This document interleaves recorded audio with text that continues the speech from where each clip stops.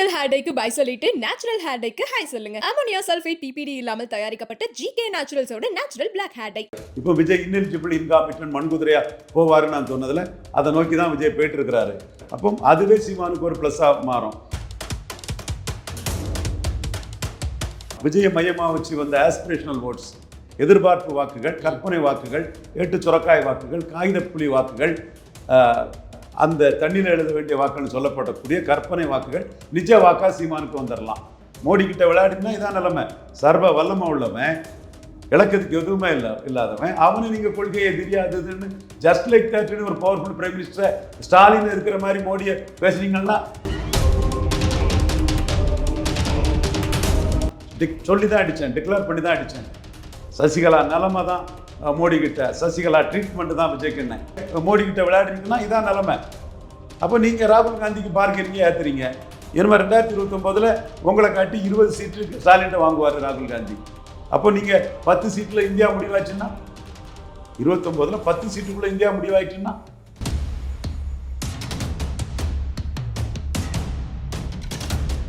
பாஜக எதிர்ப்பில் தான் ஏறி வந்தீங்க, ஜிஎஸ்டி எதிர்ப்பில் தான் ஏறி வந்தீங்க.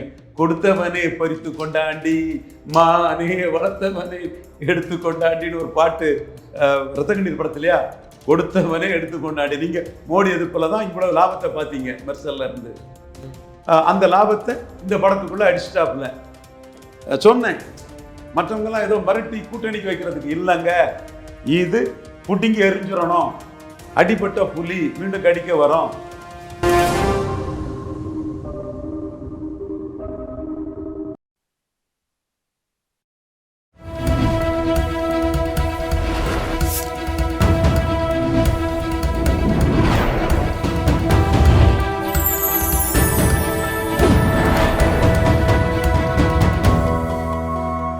சேனல் 5 தமிழ் நேயர்களுக்கு வணக்கம். இன்றைய நேர்காணல் நம்மோடு பேச இருப்பது அரசியல் விமர்சகர் ரவீந்திரன் துரைசாமி அவர்கள். சார் வணக்கம். சார் வணக்கம் தம்பி. உங்களுக்கு ஒரு புத்தாண்டு நல்வாழ்த்துக்கள் சார். பொங்கல் நல்வாழ்த்துக்கள் சார். தேர்தல் ரொம்ப கிட்ட நெருங்கி வருது. 4 மாதங்கள் என்னமோ தான் இருக்குது. ரொம்ப கிட்ட ஸ்பீடாக போய்கிட்டு இருக்கு.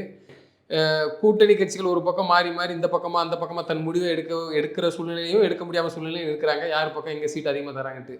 ஒரு பக்கம் விஜய், ஒரு பக்கம் திமுக வலுவான கூட்டணி, ஒரு பக்கம் என்டிஏ கூட்டணி, ஒரு பக்கம் சீமான் அவர்கள் தனிச்சே நிற்கிறாங்க. இது எந்த மாதிரி போக்கு, இந்த போக்கை நீங்கள் எப்படி பார்க்குறீங்க? இந்த 2026 எந்த மாதிரி சூழ்நிலை அமையும் சார்? திமுக அணி இன்டாக்டாக இருக்கும். 3 தடவை வெற்றி பெற்ற அணி. அதனால யாருக்குமே செல்வாக்கு கிடையாது. காங்கிரஸுக்கு இன்னைக்குள்ள செல்வாக்குங்கிறது ஒவ்வொருத்தரும் ஒவ்வொரு கணக்கு சொன்னாலும் கூட அது 2014 4.3 விழுக்காடு தான் எடுத்தாங்க. வாசன் போயிட்டார். அடுத்தால 2016 திமுக அணி 40 விழுக்காடு ஓட்டுக்கிட்ட வரும்போது அதிமுகலேருந்து 4 விழுக்காடும், மோடி தலைமையிலேருந்து ஒரு 6 விழுக்காடும் கலைஞருக்கு வந்து, கலைஞர் தலைமைக்கு. மோடி தலைமையிலேருந்து வந்த ஓட்டு காங்கிரஸ் ஓட்டு அல்ல. மோடி தலைமையிலேருந்து வந்த ஓட்டு காங்கிரஸ்காரன் ஓட்டு அல்ல. பார்லிமெண்ட்டுக்கே மோடிக்கு போட்டவன காங்கிரஸ்காரனாக எடுக்க முடியாது. ஜெயலலிதா தலைமையிலேருந்து மோடியா லேடியான்னு கேட்டு வந்த 4 விழுக்காடு ஓட்டு தான் காங்கிரஸ் ஓட்டு. அப்போ அந்த ஓட்டுலையும் முழுக்க காங்கிரஸ் கையில் கொடுக்க முடியாது. காங்கிரஸும் திமுகவும் சேர்ந்ததுனால தான் வந்திருக்குது. எப்படி பார்த்தாலும் காங்கிரஸுக்கு 5 விழுக்காடு ஓட்டுக்கு மேலே கிடையாது. ஆனால் திமுகவுடைய ஒட்டி நின்றதுனால திமுக விட்டு போனால் 2-3 விழுக்காடு ஓட்டு கூட காங்கிரஸ் விட்டு போகாது. வட தமிழகத்தில் நாசிர்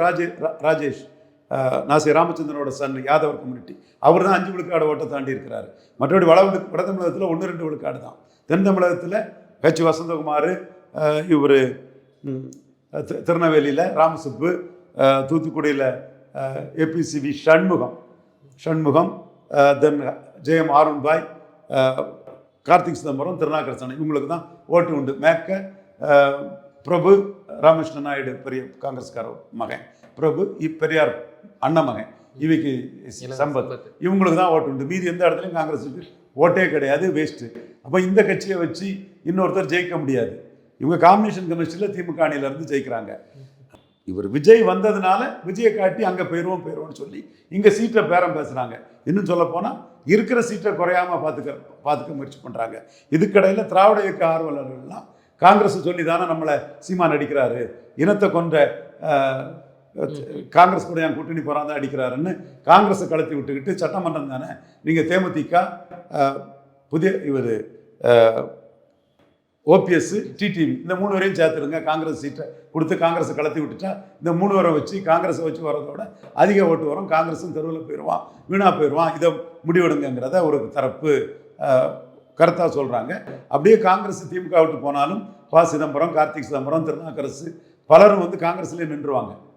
ஒத்த ஓட்டு சக்கரவர்த்தியும் 2 ஓட்டு 3 ஓட்டு ஜோதிமணியும் 4 ஓட்டு மாணிக்கா இருந்தால் 3 மற்றவங்க திமுக கூட்டணியிலே நின்றுருவாங்க. இதுதான் பொசிஷன். ஸோ திமுக கூட்டணி ரொம்ப கம்ஃபர்டபுளாக இருக்குது, ஸ்ட்ராங்காக இருக்குது.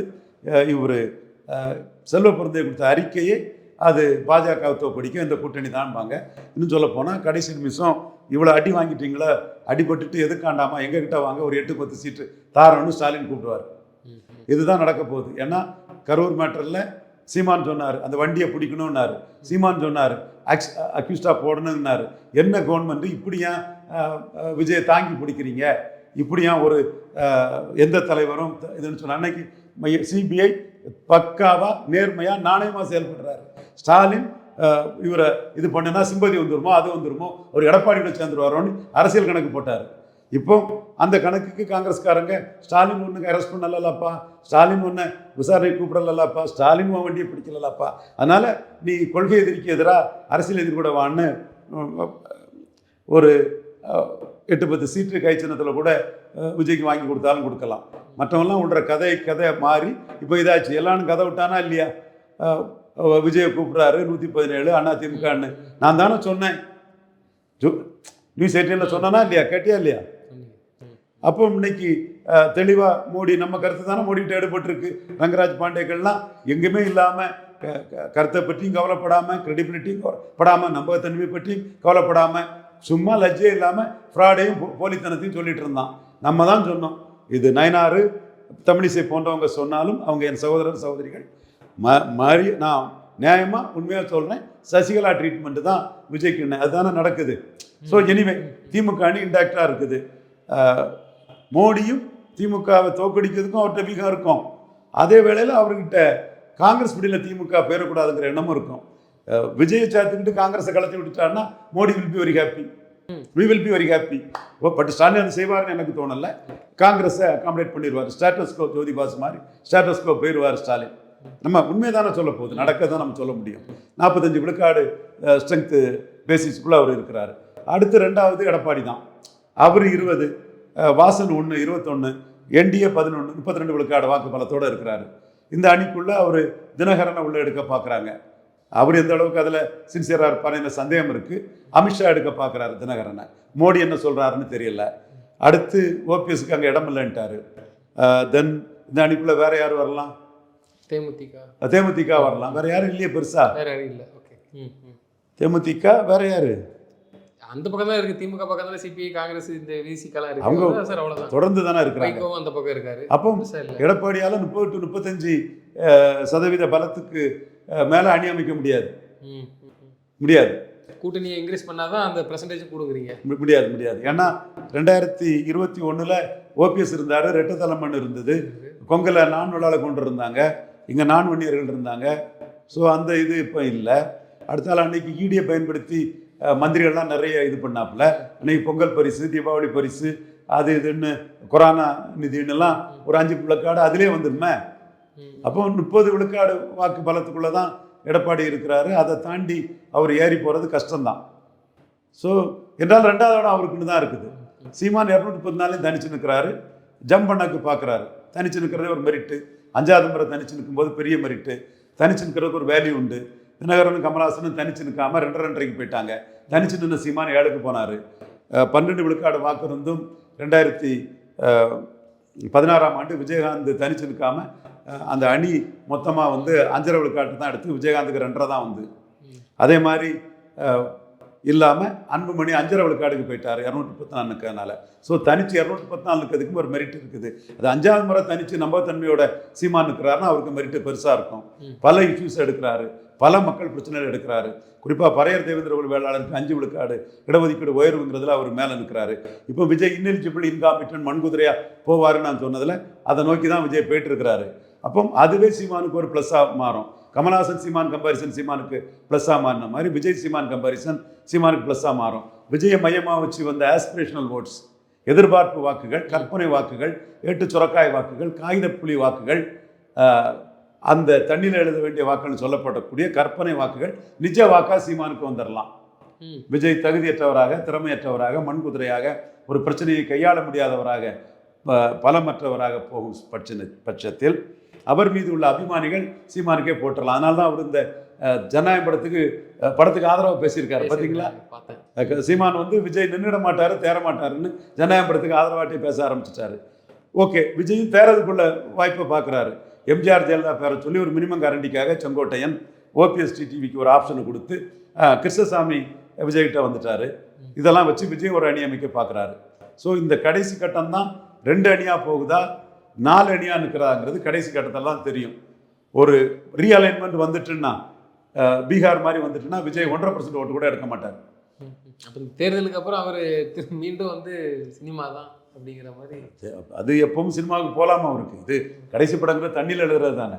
பட் என்னன்னா மோடி அடிச்சிட்டார். எங்கள் கருத்து மோடிட்டு எடுபட்டு லயலா மதமாற்ற குரூப்பு, அர்பன் நக்சல்ஸு, ராகுல் காந்திக்கு ஆட்கள், ராகுல் காந்தி ஜால்ரா, ராகுல் காந்திக்கு பார்கெனிங் ஏற்றி விடுறது, அதான் நான் சொல்லி தான் அடித்தேன், டிக்ளேர் பண்ணி தான் அடித்தேன். சசிகலா நிலமை தான் மோடி கிட்ட, சசிகலா ட்ரீட்மெண்ட்டு தான் விஜய்க்குன்னு.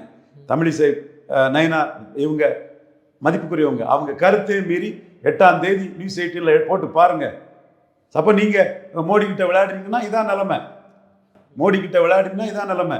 சர்வ வல்லமை உள்ளவன், இலக்கத்துக்கு எதுவுமே இல்லாதவன், அவனு நீங்கள் கொள்கையை எதிரியாதுன்னு ஜஸ்ட் லைக் தட்னு ஒரு பவர்ஃபுல் பிரைம் மினிஸ்டர் ஸ்டாலின் இருக்கிற மாதிரி மோடியை பேசுனீங்கன்னா அசால்ட்டாக பார்த்துருக்கேன். ஸ்டாலின் அவர் கொஞ்சம் பயந்து பார்த்து நல்ல ஆள், நல்ல திறமையான ஆள், அறிவுள்ள ஆள்.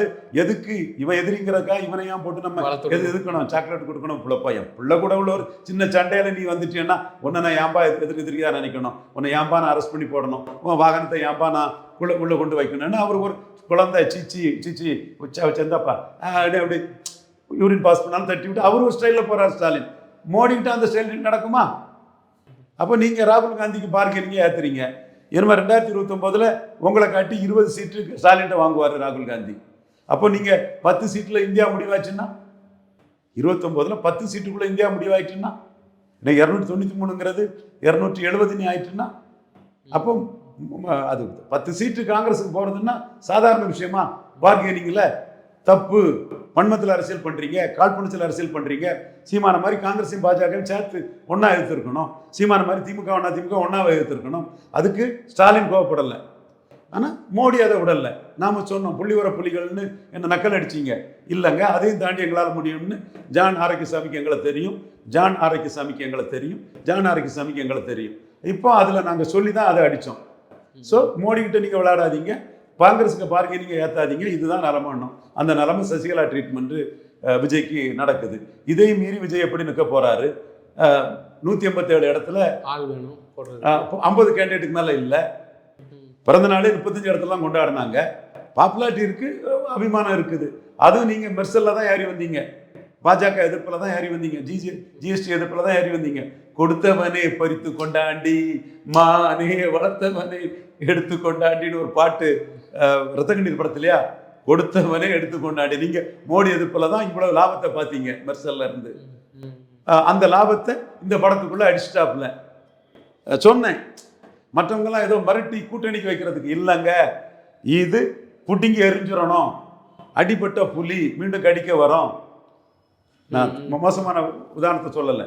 அடிப்பட்ட பாம்புனா தான் அது மீண்டும் கொத்த வரும்னா தான் கரெக்டாக இருக்கும். அது சொன்னால் நம்ம விஜய் மேலே வன்மத்தில் பேசுகிறோன்னே ஆயிரும். வேண்டாம், அடிப்பட்ட புலி மீண்டும் பாயும்.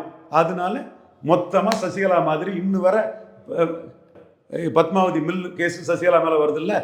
நாளைக்கு அவங்க 2029 அவங்க ஃபோல்ஸ் ஆனால் ராகுல் பின்னாடி தான் இருப்பாங்க, அவங்கள சார்ந்தவங்களும். அதுதான் மோடி கணக்கு. இவர் ஃபோல்ஸ் ஆனால் ராகுல் பின்னாடி தான் 2029 நிற்கிறாரு. அவங்க ஃபோல்ஸ் ஆகக்கூடாது. அம்பா எத்தனை பேரை மிதிச்சு எழும்பி எங்க வந்து நிற்கிறான் ஒருத்தன். அவன் இந்த ஜான் ஆரோக்கியசாமி, இந்த Joseph Vijay just like that கொள்கை எதிரி. எப்பா நீ இந்த எம்எல்ஏன்னு நினைக்கக்கூடிய தமிழிசை எங்கள் அக்கா கிட்ட இது பண்ணிக்கலாம், என் சகோதரன் நயனார்கிட்ட பண்ணிக்கலாம், இன்னொரு சகோதரன் ராஜா கிட்ட பண்ணிக்கலாம். ஆரம்பத்தில் அண்ணாமலை கூட கொஞ்சம் ஏமாந்தா இருந்தார், அப்புறம் சுதாரிச்சுக்கிட்டாரு. மோடிப்பா மோடி, ஜான் ஆரோக்கியசாமி, ஜோசப் விஜய், ட்ரிபிள் ஜே, மோடிப்பா மோடி. உங்கள் ஆட்டங்க பலிக்காதுங்கிறீங்க? கண்டிப்பாக பலிக்காது. நம்ம சொல்லி தானங்க செய்கிறோம். சசிகலா விஷயத்தில் நம்ம சொல்லி தானங்க செய்கிறோம். கவர்னர் வரமாட்டார், பதவியேற்புலாம் கிடையாது நாங்கள் சொன்னோம். ஆகஸ்ட் 15 விடுதலை இல்லைன்னு தானங்க சொன்னோம். மோடிஜி இன்க்ளூசிவ் அலைன்ஸில் சசிகலா அம்மையார் வர முடியாதுன்னு தான் சொன்னோம். அதே வேளையில் அவங்க பெரியவங்க, ஜெயலலிதா உயிர் தோழி, பயங்கரமான ஒரு ஆற்றல் நெட்வொர்க்கெல்லாம் கொண்டவங்க. நான் குறைச்சே மதிப்பிடலை அவங்கள. ஜெயலலிதா மரணத்துக்கு அவங்க காரணம்னு எந்த இடத்துலையும் நான் சொன்னது கிடையாது. மனச்சாட்சிக்கு விரோதமாக நான் சொல்ல மாட்டேன். அதே மாதிரி விஜய் பெரிய ஸ்டார் தான், ரஜினிக்கு அடுத்து அவர் பெரிய ஸ்டார் தான். கடந்த வருஷம் ரஜினி படம் 500 கோடி தாண்டி இருக்கு, ஒரு படமே வரல. ஸோ கொஞ்சம் படங்கள் கேப் விட்டு நடித்தாதான் வசூல் வரும், அது இயல்பு. பழைய மாதிரி இல்லை. என்ன இவங்க நான் சிவாஜியா எங்கேருந்து அவங்க சொர்க்கம் ஒரே நாள் படத்தை ரிலீஸ் பண்ணுறதுக்கு ஒரே ஸ்டீரியோ டைப் ஒரு ஆக்ஷன் அது இதுன்னு. ஸோ அந்த இடத்துக்குள்ள கடைசி படம் நீங்கள் ராகுல் காந்தியை ரொம்ப நம்பினீங்க, மோடி ஆப்படிச்சிட்டாரு. உண்மைங்க, இதில் என்ன இருக்கு? திட்டுங்க மோடியை. சசிகலா விஷயத்துலையும் இப்படி தான் நடந்தது, அதுதானே உங்களுக்கு நடக்கும்னு சொன்னேன். நடக்குது இல்லை. ஜானாரிசாமி புரியுது இல்லை. புள்ளி வர புள்ளின்னு கிண்டல் அடித்த சகோதரர் ஜோசப் விஜய் புள்ளி வர புலி இல்லை, சொல்லி அடிக்கக்கூடிய கில்லி. நீங்கள் படத்தில் கில்லி, நாங்கள் அரசியலில் சொல்லி அடிக்கிற கில்லி. சசிகலா அம்மையார் விஷயத்திலையும் சொல்லி அடித்தோம், உங்கள் விஷயத்திலையும் நயினாரையும் தமிழிசை கருத்தையும் மறுத்து 8ஆம் தேதியே நியூஸ் 18ல் சொல்லி அடித்தோம். சகோதரர் ஜோசப் விஜய், நீங்கள் எங்களுக்கு எதிரி அல்ல. பட் நீங்கள் ராகுலுக்கு பார்கெனிங்க ஏற்றி விடும்போது எப்படி மோடி அதை ஏற்றுப்பாரு? இன்னும் நீங்கள் திருந்ததுக்கு வாய்ப்பு இருக்குது. சரி, ஜானாரிசாமி முடிஞ்ச அளவுக்கு அதை பார்த்துக்கிட்டு நமக்கு என்ன இருக்குது. தொடர்ந்து தங்களது கருத்துக்களை பயந்தமைக்கு நன்றி சார். நன்றி தம்பி.